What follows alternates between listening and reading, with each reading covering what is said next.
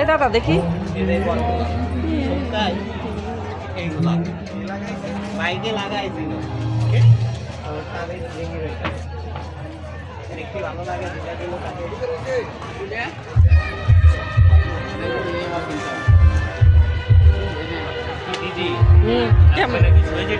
লাগে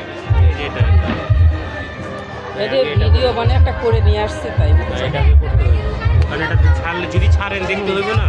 হ্যাঁ ছাড়বার আমার বেশি না তো 40,000 ফলোয়ার বেশি না না।